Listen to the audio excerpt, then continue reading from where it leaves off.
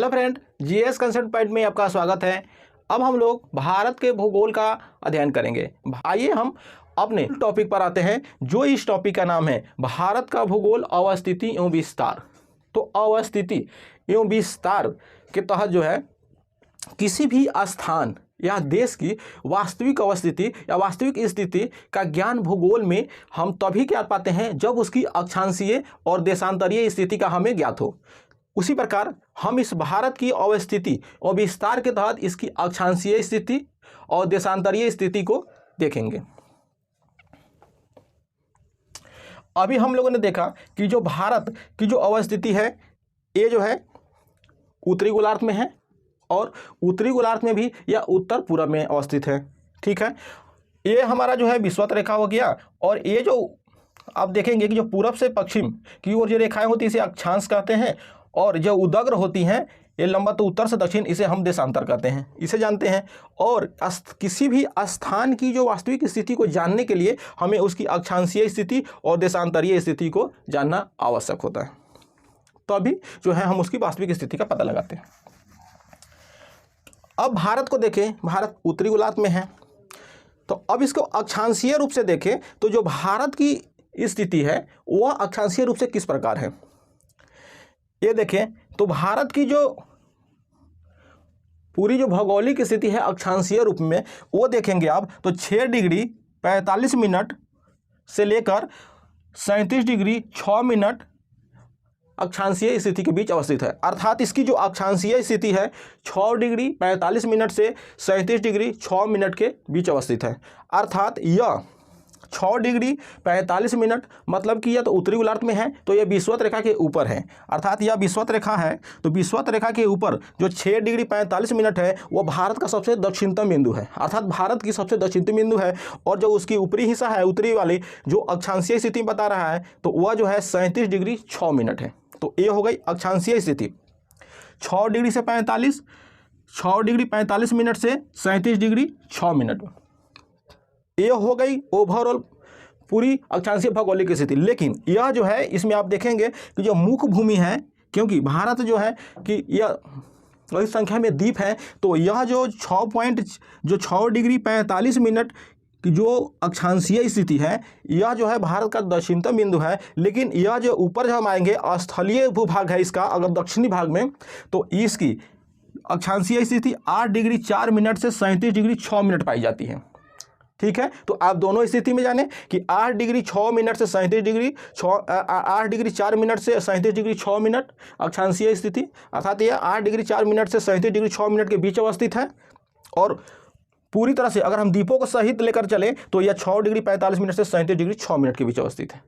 ठीक है, फिर हम इसके देशांतरीय स्थिति को देखें। ये तो हम लोगों ने इस अक्षांशीय स्थिति को देखा, अब इसकी हम देशांतरीय स्थिति को देखते हैं ऐसे। तो इसमें हम देखें तो इसका जो सबसे पश्चिमी भाग है यह जो है 68 डिग्री 7 मिनट से सबसे पूर्वी भाग जो है 97 डिग्री 25 मिनट से। अर्थात इसकी जो देशांतरीय अवस्थिति है वो 68 डिग्री 7 मिनट से 97 डिग्री 25 मिनट के बीच अवस्थित है। ये हम लोगों ने इसकी अक्षांशीय स्थिति को देखा और इसकी देशांतरीय स्थिति को भी देखा कि किसके बीच अवस्थित है। अब जो है इस जो देशांतरीय और अक्षांशीय स्थिति है इसमें हम देखते हैं कि जो सबसे मुख्य जो बिंदु है, जैसे इसका सबसे उत्तरी बिंदु कौन है, सबसे दक्षिणी बिंदु कौन है, सबसे पूर्वी बिंदु कौन है, इसको देखते हैं। और उसका पार्टिकुलर एक नाम भी है जो एग्जाम में पूछे जाते हैं। तो इसे आप देखेंगे तो जो इसका सबसे दक्षिणतम बिंदु है, भारत का सबसे दक्षिणतम बिंदु है 6 डिग्री 45 मिनट। यह जो है इसे इंदिरा पॉइंट के नाम से जाना जाता है। क्या कहा जाता है? इंदिरा पॉइंट के नाम से जाना जाता है। और यह जो है कहाँ अवस्थित है? यह जो है ग्रेट निकोबार है, ग्रेट निकोबार द्वीप है, उसके अक्षांश पर, अर्थात जो 6 डिग्री 4 मिनट अक्षांश है वह ग्रेट निकोबार जो स्थान है वहाँ अवस्थित है। तो इसकी जो स्थिति हो गई ग्रेट निकोबार पर हो गई और इस बिंदु का जो नामकरण हो गया इंदिरा पॉइंट हो गया। फिर इसके जब ऊपर आते हैं, आप जानते हैं कि स्थल भूभाग की जो दक्षिणी सीमा है वह 8 डिग्री 4 मिनट है। तो यह जो स्थल भूभाग का जो बिंदु है दक्षिणतम बिंदु, यह कहा जाता है कन्याकुमारी। इसे हम लोग जानते हैं कन्याकुमारी के नाम से, कन्याकुमारी के नाम से जानते हैं। और यह जो है इंदिरा पॉइंट है 6 डिग्री 45 मिनट, इसे हम लोग पिगमेलियन पॉइंट भी कहते हैं। फिर इसका जो उत्तरी जो 37 डिग्री 6 मिनट है इसे हम लोग इंदिरा कॉल कहते हैं। क्या कहते हैं? इंदिरा कॉल कहते हैं। जो इसका सबसे उत्तरतम बिंदु है, माने सबसे उत्तरी बिंदु है, और ये सबसे दक्षिणी बिंदु हो गया जो है। अब देखते हैं हम इसका सबसे पश्चिमी बिंदु कौन है। तो जो सबसे पश्चिम में जो अवस्थित है वह है 68 डिग्री 7 मिनट। इसे जो है हम लोग गौरा मोता, कहीं कहीं आपको जो है गुहार मोती भी करके नाम होगा तो आप उसे भी, गुहार मोता भी होगा तो आप उसे समझ जाएंगे। तो यह जो है 68 डिग्री 7 मिनट हो गया। फिर जब हम सबसे पूरा में जाते हैं तो इसकी अवस्थिति को देखें तो यह जो सबसे इसका पूर्वी बिंदु है, यह जो है ये इसका नाम है कीबीथू। क्या है? कीबीथू। और यह जो है किस पॉइंट पर है? 97 डिग्री 25 मिनट पर अवस्थित है। ठीक है, तो हमारा जो सबसे दक्षिणतम बिंदु हो गया 6 डिग्री 45 मिनट, जो कि द्वीपीय स्थिति में है, वो ग्रैंड निकोबार पर है। और जो 8 डिग्री 4 मिनट है वो स्थल का सबसे दक्षिण बिंदु है, वह कन्याकुमारी में अवस्थित है। उस बिंदु का नाम है जो कि तमिलनाडु राज्य के तहत है। फिर उसके बाद जो सबसे उत्तरी है, जो इंदिरा कौल है 37 डिग्री 6 मिनट, यह जो अवस्थिति है वह लद्दाख का क्षेत्र है। यह जो है यह लद्दाख क्षेत्र है जो, ठीक है। जो पश्चिमी बिंदु है इसका 68, जो गौरा मोता है यह 68 डिग्री 7 मिनट है, यह गुजरात राज्य में अवस्थित है यह बिंदु, और यह कच्छ वाले क्षेत्र है। ठीक है, फिर जो है इसका जो सबसे पूर्वी बिंदु है, क्योंकि कभी कभी यह पूछा जाता है कि वह कौन से बिंदु है और किस राज्य में अवस्थित है, तो इससे भी आपको समझने में आसानी होगी चीज़ों को। और जो ये 97 डिग्री 25 मिनट है, इस बिंदु का नाम जो है कीबीथू है, और यह अरुणाचल प्रदेश का भाग है, जो सबसे पूर्वी भाग है भारत के लिए और अरुणाचल प्रदेश के लिए भी। ठीक है,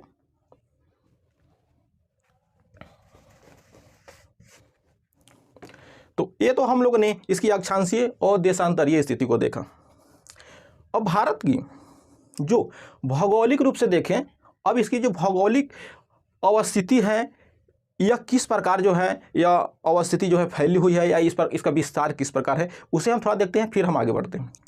तो जब इसे भौगोलिक रूप से देखते हैं तो इसे आप देखेंगे कि यह किस प्रकार भौगोलिक रूप से यह जो भारत अवस्थित है। देखिए, तो इसका जो सबसे उत्तर में भारत की आप देखेंगे तो यह भारत में एक हिमालय पर्वत श्रेणी है, और सबसे जो दक्षिण में आप देखेंगे तो यह जो है यह हिंद महासागर है, यह हिंद महासागर है, और हिंद महासागर के यह शीर्ष पर अवस्थित है। जैसा कि हम लोगों ने स्टार्टिंग में अभी हम चर्चा किए, तो यह जो है इसका जो दक्षिण है यह हिंद महासागर में, और इसके पश्चिम में जो है अरब सागर, और यह पूरब में जो है बंगाल की खाड़ी अवस्थित है। ये एक भौगोलिक स्वरूप है इसके, जो भौगोलिक रूप से आप इसका विभाजन देखें कि किस प्रकार जो है इसके चारों ओर भौगोलिक स्वरूप विस्तृत है जो, ठीक है। फिर जो है अगर हम इसको देश के रूप में देखें कि जो यह देश के रूप में यह किस प्रकार जो है यह इसका विस्तार है या इसकी सीमा है किस प्रकार है, हालांकि इस सब की चर्चा हम आगे विस्तार से करेंगे, लेकिन यहाँ हम अवस्थिति और विस्तार को जान रहे हैं तो इसलिए थोड़ी जानकारी इसके लिए भी आवश्यक है, यहाँ देखना समझना जरूरी है। इसकी विस्तार से चर्चा हम आगे करेंगे। तो इसमें आप देखेंगे तो जो सबसे भारत की ये स्थिति हो गई, सबसे उत्तर में आप देखेंगे तो यह जो है यह जो चीन हो गया, यह चीन ही हो गया, यह नेपाल हो गया, और यह जो है भूटान हो गया, ठीक है। तो भारत के उत्तर में जो है अगर हम देश के रूप में देखें तो चीन है, नेपाल है, भूटान है, ठीक है। फिर पूरब में आते हैं तो यह म्यांमार है, यह जो है बांग्लादेश है, यह क्या है बांग्लादेश है, और यह म्यांमार है। फिर जब हम पश्चिम में आते हैं तो यह जो एरिया है यह उत्तर पश्चिम कहलाएगा। तो यहाँ जो है अफगानिस्तान है और यहाँ जो है पाकिस्तान है, ठीक है। अगर हम दक्षिण में आए देश के रूप में देखें तो यहाँ पर जो है श्रीलंका की अवस्थिति है, जो जलीय क्षेत्र भूभाग से यह जो है लगा हुआ देश है, और एक है मालदीव। तो दो इस प्रकार हम लोगों ने एक भौगोलिक रूप में भी देखा और किस प्रकार जो है यह देश के रूप में यह जो है भारत जो है चारों तरफ से इसकी अवस्थिति है। एक चीज़ और आप यहाँ ध्यान रखें कि जब हम इसके भौगोलिक रूप से जो देशों की स्थिति देख रहे हैं तो यहाँ जो है आप ध्यान रखें कि भारत की जो भौगोलिक रूप में की सीमा में जो देश अवस्थित हैं, जैसे अभी आपने देखा कि इसकी जो सीमा है इसमें पाकिस्तान, नेपाल, भूटान और बांग्लादेश और म्यांमार, इसकी जो भौगोलिक स्वरूप है, इस भौगोलिक स्वरूप के कारण जो है इसे भारतीय उपमहाद्वीप कहा जाता है। इस भौगोलिक स्वरूप को, इस देशों को मिलाकर जो है भौगोलिक स्वरूप का एक निर्माण होता है जो विशिष्ट पहचान दिलाता है, इसे हम भारतीय उपमहाद्वीप कहते हैं। और इस भारतीय उपमहाद्वीप में क्वेश्चन पूछा जाता है कि इस भारतीय उपमहाद्वीप में भारत के अलावा कौन कौन से देश शामिल है, तो आप ध्यान में रखें कि यह भारत जो है, और भारत इस उपमहाद्वीप का सबसे बड़ा देश है, और इस उपमहाद्वीप में भारत के अलावा पाकिस्तान, नेपाल, भूटान, बांग्लादेश और म्यांमार शामिल हैं। एक जो है ये इंपॉर्टेंट फैक्ट है, इसे आप ध्यान में रखेंगे।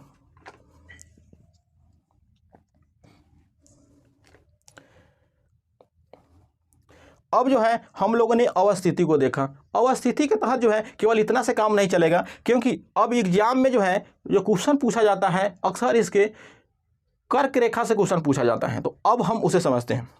इस जो है अभी हम लोगों ने अक्षांशीय स्थिति को देखा। भारत में जो कर्क रेखा है, कर्क रेखा 23.5 डिग्री जो उत्तरी अक्षांश रेखा होती है उसे हम कर्क रेखा कहते हैं। इसे पहले से आप जानते हैं आप। तो यह जो कर्क रेखा है यह भारत के बीचों बीच से गुजरती है, भारत के बीचों बीच से गुजरती है। 23.5 डिग्री उत्तरी अक्षांश, 23.5 डिग्री जो उत्तरी अक्षांश होती रेखा है उसे हम लोग जो है कर्क रेखा कहते हैं। और यह कर्क रेखा जो है भारत के बीचों बीच से गुजरती है, बीचों बीच से गुजरती है और यह भारत को लगभग जो है 2 भागों में बांटती है। लेकिन एग्जाम में यह क्वेश्चन पूछा जाता है इससे कि यह कर्क रेखा भारत के कितने राज्यों से होकर गुजरती है। इसे आप एटलस में जरूर देखें। आप यहाँ तो एक आउटलाइन मैप के माध्यम से हम समझाने का प्रयास कर रहे हैं, लेकिन आप इसे एटलस में जाकर जरूर देखें। यह जो है इसे देखें तो यह किस प्रकार जो है भारत के किन किन राज्यों से होकर गुजरती है, इसे क्वेश्चन पूछे जाते हैं। तो आप ध्यान रखें कि जो यह कर्क रेखा है यह भारत के 8 राज्यों से होकर गुजरती है, 8 राज्यों से होकर गुजरती है। और 8 राज्यों में कौन कौन है आप यहाँ देखें। गुजरात है, राजस्थान है, मध्य प्रदेश है, छत्तीसगढ़ है, झारखंड है, पश्चिम बंगाल है, त्रिपुरा है और मिजोरम है। ठीक है, इन 8 राज्यों से होकर जो है कर्क रेखा गुजरती है। एग्जाम में पूछा जाता है कि कितने राज्यों से गुजरती है, तो आप इसे ध्यान में रखें। लेकिन एग्जाम में इतना ही नहीं पूछा जाता है, इससे आगे भी पूछा जाता है, जो अक्सर जो है कम ध्यान दिया जाता है उस पर, लेकिन आप उसे समझे। क्योंकि ये पूछा जाता है कि अक्षांश रेखा पर किस राज्य की कौन सी राजधानियां हैं, इसके बारे में पूछ देता है, या कौन से शहर जो है कर्क रेखा के निकट अवस्थित है या कर्क रेखा पर अवस्थित है, ऐसे क्वेश्चन पूछे जाते हैं। तो इस तरह से जो 8 राज्य हैं उस राज्य के कुछ प्रमुख शहर हैं या उस राज्य की राजधानियां हैं जो कर्क रेखा पर अवस्थित है या कर्क रेखा के निकट अवस्थित है, उसको जो है आपके लिए जानना आवश्यक है। तो इस संदर्भ में आइए हम बारी बारी से इसके बारे में जानते हैं थोड़ा। जैसे हम गुजरात को देखें तो गुजरात के जो 2 शहर हैं जो बहुत ही, इसे और आप देख सकते हैं मैप में जाकर, जो है एटलस में जाकर, लेकिन जो एग्जाम में पूछे गए हैं कभी, तो इसलिए हमने उन शहरों को विशेष रूप से ध्यान में रखा है। देखिए जैसे गुजरात में, तो गुजरात के देखेंगे अहमदाबाद की स्थिति। तो अहमदाबाद की जो स्थिति है वह कर्क रेखा के निकट 23 डिग्री 0.03 मिनट अवस्थित है, माने अवस्थिति है इसकी। मतलब कि ये अक्षांश, क्योंकि अक्षांशीय विस्तार भी है उनका कि जैसे इतना से, लेकिन यह जो है ये केवल मैं यहाँ समझाने का प्रयास कर रहा हूँ कि यह कर्क रेखा के निकट अवस्थित है या कर्क रेखा पर अवस्थित है। तो अहमदाबाद की स्थिति देखें तो 23 डिग्री 0.3 मिनट जो है पॉइंट अवस्थिति है। फिर गांधीनगर की स्थिति देखें तो 23 डिग्री 13 मिनट पर अवस्थित है, अर्थात ये भी जो कर्क रेखा के निकट अवस्थित है। फिर जो है राजस्थान में आएंगे तो राजस्थान में बांसवाड़ा है जिसकी अक्षांशीय स्थिति अर्थात वो कर्क रेखा के निकट है, वो 23 डिग्री 33 मिनट उसकी अवस्थिति है। फिर जो है डूंगरपुर को देखेंगे तो 23 डिग्री 50 मिनट उसकी अवस्थिति है, अर्थात ये सब जो है कर्क रेखा के निकट अवस्थित है या कर्क रेखा पर है। इसे क्वेश्चन पूछे गए हैं। मध्य प्रदेश में देखेंगे तो मध्य प्रदेश की जो भोपाल है उसकी जो एक स्थिति है वह कर्क रेखा के निकट है और यह जो है 23 डिग्री 25 मिनट पर अवस्थित है। जबलपुर के देखें तो 23 डिग्री 11 मिनट। उज्जैन को देखेंगे तो 23 डिग्री 17 मिनट पर इसकी अवस्थिति है। फिर छत्तीसगढ़ में आप जाएंगे तो छत्तीसगढ़ में देखेंगे तो वहाँ जो सरगुजा डिस्ट्रिक्ट है वह 23 डिग्री 0.03 मिनट पर अवस्थिति है उसकी, अर्थात कर्क रेखा के निकट है, कर्क रेखा पर अवस्थित है। देखें फिर जो है रायपुर को देखेंगे, इसे क्वेश्चन पूछा गया है जो कर्क रेखा के निकट है, 21 डिग्री 16 मिनट इसकी अवस्थिति अक्षांशीय, अर्थात वो कर्क रेखा के निकट है, कभी पूछे गए हैं। झारखंड से लेकर या रांची को लेकर बार बार पूछा जाता है कि कर्क रेखा पर कौन अवस्थित है, तो झारखंड राज्य को देखेंगे तो उसमें जो है झारखंड की जो राजधानी है रांची, उसकी अवस्थिति जो है कर्क रेखा के पर ही अवस्थित है या कर्क रेखा के बहुत ही करीब है। आप देखेंगे 23 डिग्री 11 मिनट इसकी अवस्थिति है। फिर जो है वेस्ट बंगाल में देखेंगे तो वेस्ट बंगाल में पुरुलिया डिस्ट्रिक्ट है वह जो है 23 डिग्री 34 मिनट पर इसकी अवस्थिति है। फिर जो है त्रिपुरा में आएंगे तो उसकी जो राजधानी है अगरतला, वह जो है 23 डिग्री 50 मिनट इसकी अवस्थिति है। फिर जो है मिजोरम में आएंगे तो उसकी जो राजधानी है आइजोल, यह जो है 23 डिग्री 36 मिनट पर इसकी अवस्थिति है। यह महत्वपूर्ण है, इसे जो है अक्सर जो है छोड़ दिया जाता है, लेकिन यह एग्जाम की दृष्टि से महत्वपूर्ण है, इसलिए मैंने यहाँ जो है बताने का प्रयास किया ताकि आप इसे याद रखेंगे और इसे जाकर आप देखेंगे भी। ये हो गए कर्क रेखा से संबंधित जो महत्वपूर्ण तथ्य जो एग्जाम में बार बार पूछे जाते हैं। लेकिन अब यहाँ कुछ और चीज़ें जानते हैं। जो अक्षांश रेखा होती है, अक्षांश रेखा जो है किसी भी देश में जो है जलवायु के निर्धारण में महत्वपूर्ण भूमिका निभाती है, अर्थात वह जलवायु उस क्षेत्र के जलवायु के निर्धारण में महत्वपूर्ण भूमिका निभाती है, सहायक होती है। अब भारत की अगर आप अक्षांशीय स्थिति को देखेंगे तो आप कर्क रेखा बीच से गुजर रही है और यह जो है विषुवत रेखा के उत्तर में अवस्थित है और यह जो है 8 डिग्री से 37 डिग्री के बीच अवस्थित है। तो इसकी अवस्थिति को देखें तो एग्जाम में पूछा जाता है कि वह उष्णकटिबंधीय है या उपोष्णकटिबंधीय है, उसकी जलवायु स्थिति या उसकी स्थिति ऐसे। तो आप देखेंगे कि यह जो है दोनों में स्थिति है, अर्थात इसकी जलवायु यह जो है यह उष्ण और उपोष्ण। तो यह मेनली जो है इसको रखा जाता है उपोष्ण क्षेत्र के अंतर्गत, क्योंकि इसमें दोनों चीज़ें जो है इसमें गुण पाए जाते हैं, जैसे कि विषुवत रेखा के निकट भी है और विषुवत रेखा से कुछ दूर पर भी अर्थात 37 डिग्री तक भी है। तो इसलिए जो है यह कर्क रेखा के अंदर भी है, कर्क रेखा के ऊपर तक भी है, तो इसलिए इसको उपोष्ण स्थिति। भारत की जो जलवायु है वह मानसूनी जलवायु है, आप जानते हैं। तो इन सब चीज़ों को आप ध्यान में रखिए क्योंकि एग्जाम की दृष्टि से यह महत्वपूर्ण है। ये जो है हम लोगों ने इसकी अक्षांशीय और देशांतरीय स्थिति को बारे में जाना जो है। अब जो है देखें तो अभी यह जो है इसकी अक्षांशीय स्थिति है जो 8 डिग्री से 37 डिग्री 6 मिनट उत्तर से दक्षिण के बीच। तो इसकी जो टोटल जो भारत की जो टोटल जो है यह जो है आप देखेंगे उत्तर से दक्षिण की जो लंबाई है तो यह जो है 3214 किलोमीटर है। कितना है? 3214 किलोमीटर है। फिर जो है इसकी पश्चिम से पूरब या पूरब से पश्चिम की ओर इसकी स्थिति को देखेंगे तो इसकी जो चौड़ाई है यह जो है 2933 किलोमीटर है। कितना है? 2933 किलोमीटर। इस आकृति से आप देखेंगे इसके स्थिति को, लंबाई और चौड़ाई को देखने से आपको लगता है कि इसकी आकृति कैसी होगी। ये भी एग्जाम में क्वेश्चन पूछा जाता है कभी सेंटेंस में कि भारत की आकृति कैसी है, चतुष्कोणीय है, चतुष्आकृति है, इस तरह से क्वेश्चन पूछा जाता है। तो आप देखेंगे तो इसकी जो लंबाई और चौड़ाई की स्थिति से आपको स्पष्ट हो जाएगा कि भारत की आकृति कैसी है। ठीक है, अब जो है हम भारत के क्षेत्रफल को देखते हैं। भारत के क्षेत्रफल को देखते हैं तो जो भारत है यह हमारा जो है भारत का जो कुल क्षेत्रफल है यह जो है 32,87,000 जो है 263 वर्ग किलोमीटर है, अर्थात यह 32.8 लाख वर्ग किलोमीटर भारत का क्षेत्रफल है। भारत के इस क्षेत्रफल को देखें तो विश्व के कुल जो क्षेत्रफल है उसका 2.43 यह भूभाग है। कितना है? 2.43% जो है यह भूभाग है।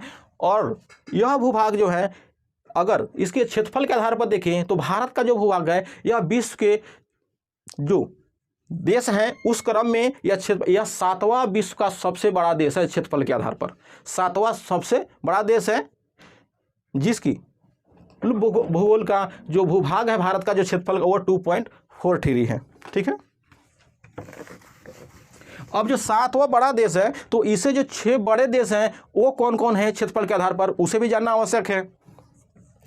तो उसमें आप देखेंगे 1 2 3 4 5 6, इसमें आप देखेंगे तो जो सबसे विश्व में सबसे अधिक जो क्षेत्रफल वाला देश है वह रूस है, फिर कनाडा है, फिर जो है आपको USA है, संयुक्त राज्य अमेरिका है, फिर जो है आपका चीन है, फिर आप ब्राज़ील है और फिर उसके बाद जो है ऑस्ट्रेलिया है। क्या है? ऑस्ट्रेलिया है। यह जो है 6 देश हैं जिसके जो क्षेत्रफल जो है भारत से बड़े हैं और इसके बाद जो है भारत क्षेत्रफल में है, अर्थात भारत, रूस, कनाडा, USA, चाइना, चीन, ब्राज़ील और ऑस्ट्रेलिया के बाद जो है 7वां सबसे बड़ा देश है। एक चीज़ और ध्यान रखें आप, ये तो हम क्षेत्रफल के क्रम में देखें, लेकिन अब जो कंपेरिजन अगर हम करें भारत के जो क्षेत्रफल है उसका कंपेरिजन करें इन देशों के तो इसमें आप देखेंगे कि जो कनाडा का क्षेत्रफल है उसका जो है भारत जो है का जो क्षेत्रफल है 1/3 भाग है और रूस के जो क्षेत्रफल का 1/5 भाग है। लेकिन भारत का जो क्षेत्रफल है वह जो जापान है उसका 8 गुना है और UK है यूनाइटेड किंगडम उससे 12 गुना अधिक है भारत का क्षेत्रफल। तो ये भी आप जान लें।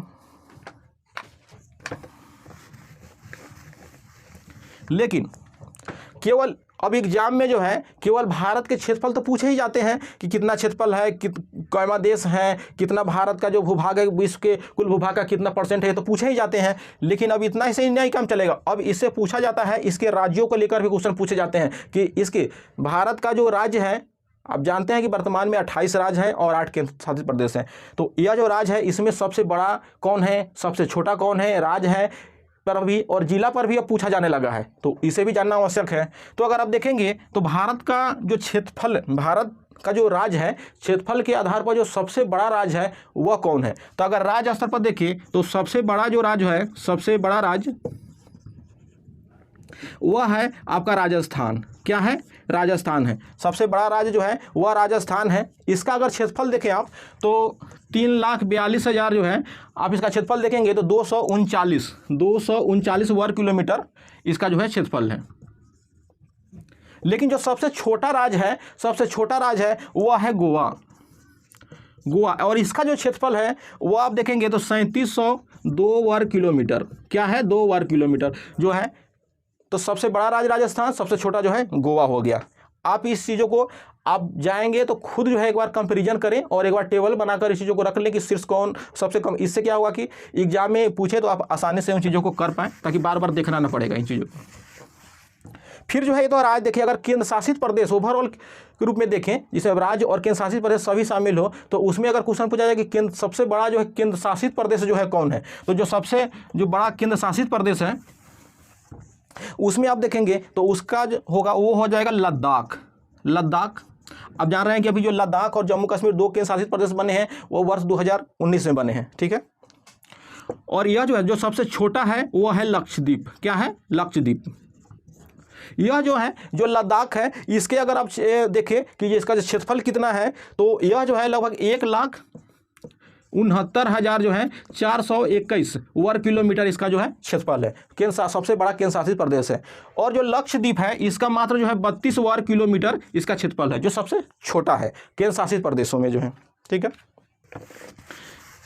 फिर जो है अगर आप जिला के रूप में देखें कि जो सबसे बड़ा जिला जो है भारत का कौन है क्षेत्रफल के आधार पर, तो जो सबसे बड़ा जो जिला है तो उसमें आप देखेंगे तो सबसे बड़ा जो जिला है वो कच्छ है। क्या है? कच्छ है, जो गुजरात में अवस्थित है।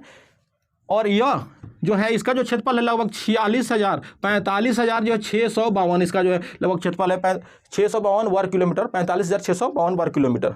फिर जो है सबसे जो छोटा जिला है भारत का, उसको अगर आप देखें तो वह है माहे।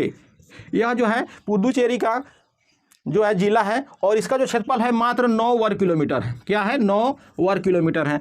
और यह 9 वर्ग किलोमीटर से सबसे छोटा जिला है। और एक चीज़ और आप ध्यान रखें, जो पांडिचेरी है वह इसका जो भूभाग है वह भारत के जो 3 राज्यों में जो है बटा हुआ है, माने कुछ भाग यहाँ कुछ भाग वहाँ है। वो कौन से हैं? क्योंकि कभी कभी ये पूछ देता है कि वो कौन सा राज्य है जिसका भूभाग जो है 3 अलग अलग राज्यों में है। तो इसका जो भूभाग है आप देखेंगे तो केरल, तमिलनाडु और आंध्र प्रदेश, तीनों में जो है यह बटे हुए हैं। तो इसे आप ध्यान में रखें। अगर देश के अगर राज्य के रूप में देखें कि सबसे जो शीर्ष अगर 5 जो है घटते क्रम में अगर कौन क्षेत्रफल वाले राज्य हैं, तो उसमें अगर आप देखेंगे तो सबसे पहला जो है आपका राजस्थान हो गया, फिर जो है आपका मध्य प्रदेश हो गया, फिर जो है आपका जो है महाराष्ट्र हो गया, और फिर उसके बाद जो है उत्तर प्रदेश हो गया, फिर उसके बाद जो है आपका गुजरात हो गया। ये शीर्ष जो है इस तरह से आप याद रखें एग्जाम के लिए जो है, क्योंकि इसी तरह से पूछे भी जाते हैं, कभी कभी मैचिंग में हो या ऐसे भी पूछा जा सकता है। अगर जिला के रूप में देखें कि भारत के शीर्ष 3 जो है आपका जो जिला हो गया वह जो है वो कच्छ हो गया, दूसरा जो है आपका लेह हो गया। क्या हो गया? लेह हो गया। और उसके बाद जो है तीसरा जो जिला हो गया आपका जैसलमेर हो गया राजस्थान का। फिर उसके बाद आप देखेंगे तो बीकानेर हो गया, बीकानेर। और उसके बाद जो है बाड़मेर जो है, यह जो है 5 जो है भारत के 3 बड़े जिले हैं जो घटते क्रम में कच्छ हो गया, लेह हो गया, जैसलमेर हो गया, बीकानेर और बाड़मेर हो गए। तो इस प्रकार जो है भारत के भूगोल की अवस्थितियों विस्तार के तहत उसकी हम स्थिति को जाने और उससे महत्वपूर्ण तत्व को जाने, उसके क्षेत्रफल को जाने, जो एग्जाम की दृष्टि से महत्वपूर्ण थे, जो बार बार पूछे जाते हैं, उसका हमने पूरा प्रयास किया कि ताकि इससे संबंधित जो भी प्रश्न पूछे जाएं आप उसे आसानी से हल कर पाएँ। अभी यह भारत का जो भूगोल है इसके हर टॉपिक को हम आगे जो है 1 बाय 1 करके आगे सीखेंगे। तो फिर मिलते हैं अगले वीडियो के साथ, तब तक के लिए धन्यवाद।